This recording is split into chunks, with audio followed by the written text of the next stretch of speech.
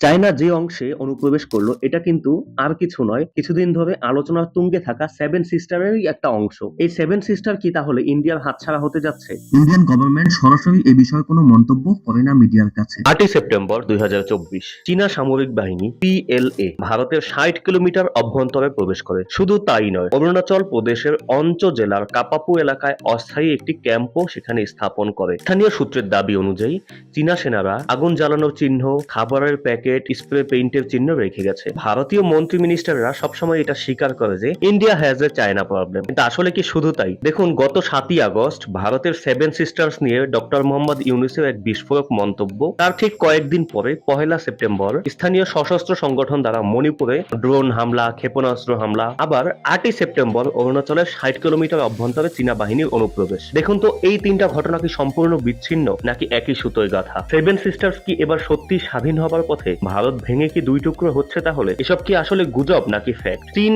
ভারত যুদ্ধ হলে এবার কোন দেশ জয়ী হবে? এই তিনটি ঘটনার মধ্যে সরাসরি সম্পর্ক আছে কিনা তা নিশ্চিত করা কঠিন, তবে একে অন্যের সাথে সম্পর্কিত হওয়া অসম্ভব নয়। বিশেষ করে আমরা যদি চীনের ভূরাজনৈতিক কৌশল এবং ভারতের অভ্যন্তরীণ সংঘাতগুলোর প্রেক্ষাপট বিবেচনা করি। চীন যদি ভারতের উত্তর পূর্বাঞ্চলের বিচ্ছিন্নতাবাদী গোষ্ঠীগুলোকে সমর্থন করে, তবে ভারতের জন্য সেটা হবে এক বিশাল চ্যালেঞ্জ। এই যে চীন 60 কিলোমিটার অভ্যন্তরে এসে প্রবেশ করলো, মেসেজটি হলো, দেখো আমরা তোমাদের সীমান্তের ভেতরে এসেছিলাম, থেকেছিলাম এবং সহি সালামতে ফেরতও চলে গেলাম, অথচ তোমরা কিছু টেরই পেলে না। এখানে কিন্তু মেসেজটা স্পষ্ট, সীমান্তের অবস্থান নিশ্চিতকরণ এবং নিজেদের উপস্থিতি বা নিয়ন্ত্রণাধীন এলাকা প্রদর্শন করতে যে পারে চীন সক্ষম সেটা বোঝালো এবং একটা বার্তা পাঠানো যে স্থানীয় পরিস্থিতি বা সম্পর্কের উন্নতি বা অবনতি হলে চীন কিন্তু যোগাযোগ করবে। প্রতিরক্ষা বা সেনা শক্তির প্রদর্শন, শক্তি প্রদর্শনের মাধ্যমে প্রতিপক্ষকে বার্তা পাঠানো হলো একটা। ভারতের উত্তর পূর্বের এই 7টা প্রদেশকে নিয়ে সেভেন সিস্টার্স গঠিত। এগুলো মূলত ভারতের থেকে বিচ্ছিন্ন, তবে ভারতের সাথে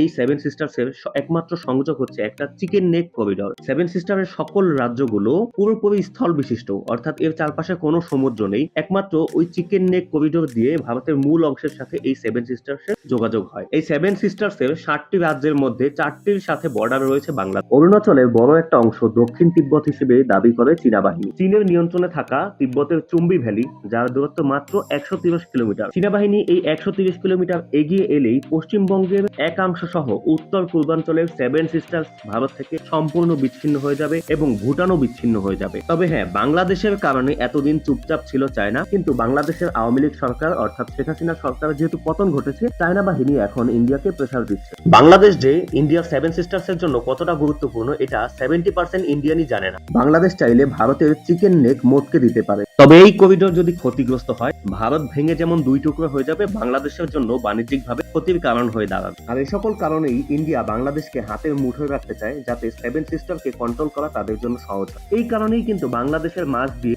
রেল যোগাযোগ চালু করতে চেয়েছিল ভারত। ভারতের মূল অংশ থেকে সেভেন সিস্টার্সে একটা অবিচ্ছিন্ন যোগাযোগ ব্যবস্থা চালু। 1লা সেপ্টেম্বর থেকে মণিপুরে ড্রোন, ক্ষেপণাস্ত্র হামলা চালাচ্ছে বিদ্রোহী বাহিনীরা। এই অস্ত্রগুলো অনেক বেশি মডিফাইড, যদিও এগুলো স্থানীয় অস্ত্র কিন্তু অনেক বেশি মডিফাইড। এগুলোর রেঞ্জ কিন্তু 3 কিলোমিটারের বেশি। এটাকে কিন্তু অনেকে মারা গেছে বলেও খবর আছে। শুধুমাত্র মণিপুরে প্রায় 40টিরও বেশি অ্যাক্টিভ সশস্ত্র সংগঠন রয়েছে। এই ধরনের কন্টেন্ট যদি ভালো লাগে আমাদের চ্যানেলে সাবস্ক্রাইব করে আমার চ্যানেলের সাথেই থাকবেন। ধন্যবাদ সবাইকে। আসসালামু আলাইকুম।